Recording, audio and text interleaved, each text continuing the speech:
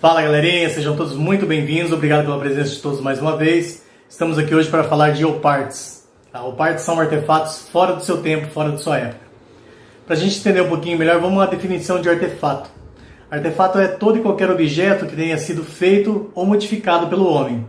E ele serve normalmente como evidência para comprovar a existência do homem e suas atividades em determinado período da história, determinado local.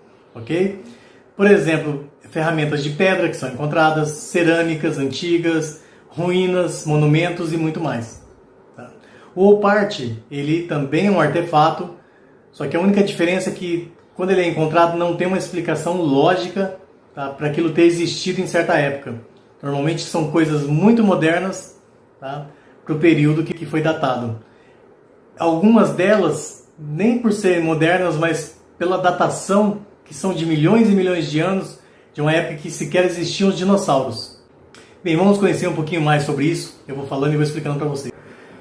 Bom, vamos começar então falando sobre a datação. A datação normalmente é feita porque esses artefatos normalmente estão incrustados dentro de pedras.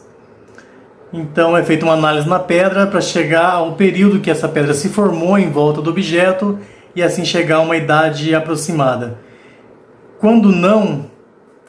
Quando ela é encontrada, por exemplo, abaixo da Terra, 10, 20, 30 metros abaixo da Terra, é feita uma contagem das camadas sedimentares que foram se depositando durante os anos ali, para se chegar também a uma idade aproximada de quanto tempo levou para essas camadas ficarem acima do objeto. Esse primeiro objeto aqui é o artefato de Kozo, ele foi encontrado em 1961, perto da Califórnia, e acredita ser uma vela de ignição de carro. O problema é que a datação da pedra dela foi de aproximadamente 500 mil anos. Parafuso de 300 milhões de anos. Bem, esse suposto parafuso foi encontrado na região de Kaluga, na Rússia, por um grupo de ufólogos que procuravam por restos de um suposto meteorito que teria caído na região. Bom, ele não faz parte do meteorito, é uma rocha calcária, na qual foi datada de 300 milhões de anos, com esse suposto parafuso incrustado dentro e com feito raio-x, foi comprovado que tem mais um dentro da pedra. Bem, para a sociedade científica, isso aí não passa de um fóssil de um crinoide, um animal marinho, que apesar de existir até os dias de hoje, na época era muito mais abundante nas águas.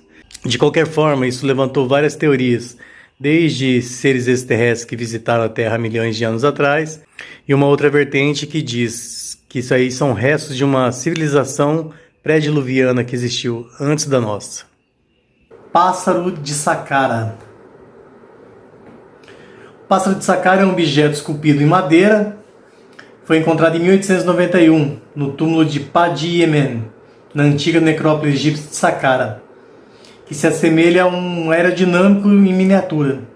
Data de 200 a.C., mais ou menos. Está no Museu Egípcio do Cairo. Ele mede 15 centímetros com envergadura de 18,5 centímetros e pesa 39 gramas apenas. Ele tem um bico buraco para penas, olhos e foi originalmente pintado para se assemelhar a um falcão, com imagens em escultura representando as penas e asas. Por sua forma curiosa, existem aqueles que consideram que poderia ser um modelo de avião. Também o pessoal dá uma viajada, né? Ele lembra mesmo um avião, mas eu acho que o pessoal dá uma viajada na maionese de vez em quando. Esferas de metal de Klerksdorp. Bom, essas bolinhas aí, elas são feitas de pirita, foram encontradas na África do Sul em estratos pré-cambrianos que datam de 2.800.000 anos atrás. Elas estão atualmente expostas no Museu de Klerksdorp e dizem que a sua forma esférica e esses sulcos que tem em volta dela ali, esses afundadinhos, eles só podem ter sido feitos por seres inteligentes. Inclusive, ela está incluída na obra de arqueologia proibida de Michael Cremo. Fonte Magna.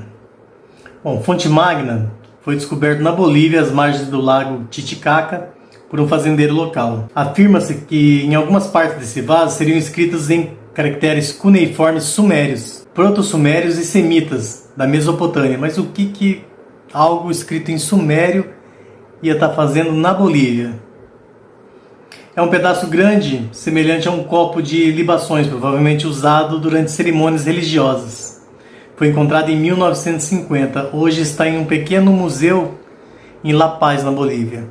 O mapa de Piri Reis. Piri Reis era um almirante otomano e esse mapa data de 1513. Foi reencontrado em 1919 por um alemão. E poderia ser só um fragmento de um mapa qualquer, não fosse que nele aparecesse a costa da Antártida sem gelo algum, desenhadinho toda a costa da Antártida. E ninguém consegue explicar como que ele pôde ser capaz de fazer um mapa, sendo que a última vez que a Antártida ficou sem gelo tem aproximadamente 12 mil anos. Então eles acreditam, bom, essa é a teoria da conspiração, que ele tenha achado um mapa muito mais antigo e feito uma cópia. Inclusive nesse mapa aparecem partes do Brasil, da América do Sul, algumas ilhas, como a Ilha Canária e o Japão. O martelo do Texas. Bom, esse martelo aí foi encontrado no ano de 1934 por um casal que andava por ali e viram tipo um cabo de madeira saindo de uma pedra, acharam interessante e levaram para casa e acabaram esquecendo isso por lá. Depois de uns 12 anos, um dos filhos acabou quebrando a pedra ali para ver o que tinha dentro e acharam o martelo. Bem, fizeram análise no martelo e o ferro que ele foi construído é de uma pureza sem igual, algo que até hoje seria difícil de fazer. E a datação dessa pedra, que em volta desse martelo aí, ela data de 320 a 300 milhões de anos atrás. O que não existia nem os dinossauros nessa época ainda, o que esse martelo estava fazendo lá nessa época? Isso levantou várias especulações, teorias da conspiração sobre viajantes do tempo, sobre seres extraterrestres, sobre civilizações antigas. Esse é um assunto bem legal. Navio de Tropacali. Com essa figura impressionante, tem a aparência de uma espaçonave tripulada e foi encontrada nas antigas ruínas de Tuspa, na Turquia. Sua antiguidade é estimada com cerca de 3 mil anos. Você pode distinguir perfeitamente o cockpit de uma nave com um piloto dentro e um sistema de propulsão traseira. Objetos do Rio Narada. Bom, nos anos 90, 1991, entre 1993, vários objetos foram encontrados no Rio Narada por exploradores de ouro. Alguns objetos tinham de 3 centímetros, os maiores, e os menores 0,003 milímetros, algo microscópico. O mais interessante é que esses menores eram feitos de tungstênio. E para poder se trabalhar no tungstênio, para poder malear, ele precisa de um ponto de fusão na temperatura de 3.410 graus Celsius. Hoje em dia seria até possível você fazer. O problema é que esses objetos foram datados de 318 mil anos. Manuscrito de Voynich. Bom, esse é um livro... é o livro mais misterioso de todos os tempos. Acredita-se que ele foi escrito há cerca de 500 anos por um autor anônimo. O problema é que ninguém conseguiu decifrar uma palavra sequer desse livro. Ele é ilustrado em manuscrito e você consegue imaginar algumas coisas vendo as figuras, algumas partes, para quem já viu, parece que são receitas caseiras, receitas com plantas e tal, mas ninguém conseguiu decifrar uma palavra. Muitas pessoas tentaram, profissionais, amadores, mas ele nunca foi decifrado, nem uma palavra sequer. Então ele é conhecido como o livro que ninguém consegue ler. Astronauta de Kiev. Bom, essa aí é uma estatueta de metal de 2 mil anos de idade, vestida com um estranho terno metálico e capacete, que parece uma roupa de astronauta. Bom, essa aqui eu não pude obter mais informações sobre essa estátua enigmática, mas achei bem legalzinho e coloquei. Mecanismo de Anticythera. Bom, esse mecanismo aqui, gente, é muito interessante. Ele foi encontrado perto da ilha de Anticythera, pertencia a um naufrágio de um navio romano, datado mais ou menos aí de 87 a 100 a.C., e acreditam que ele seja o primeiro computador da Terra. Há alguns anos, tirando o raio-x, eles refizeram todas as pecinhas, tá? E montaram o que parece ser realmente um computador. E nele ele faz o quê? Ele dá datas exatas de eclipses lunares, rotação de todos os planetas em torno do Sol. E ninguém consegue imaginar como um negócio desse foi feito há mais de 2 mil anos atrás. As baterias de Bagdá. As baterias de Bagdá são vasos de barro com rolha de betume e pequenas barras de ferro enrolada com cobre dentro. É comprovado por experiência prática, tá? Se você colocar uma solução eletrolítica dentro, um vinagre, alguma coisa ácida, ela é capaz de gerar mais de 1 volt de eletricidade. Elas datam de mais ou menos 2.000 anos atrás e a pergunta que não quer calar é: para que eles queriam bateria numa época que nem lâmpada existia? Será que não mesmo? Bom, e para mim eu acho que o mais impressionante é essa aqui, que é o reator nuclear do Gabão. Em 1972, uma fábrica francesa importou minério de urânio dioclo, que fica na República de Gabão, na África. Porém, esse urânio ele já estava totalmente exaurido do minério. Especialistas foram então até o local de mineração e constataram que ali aparentemente havia existido um enorme reator nuclear, cujas reações se extinguiram, acredite se quiser, há mais de 1 bilhão e 800 milhões de anos, tendo exaurido todo o urânio do lugar.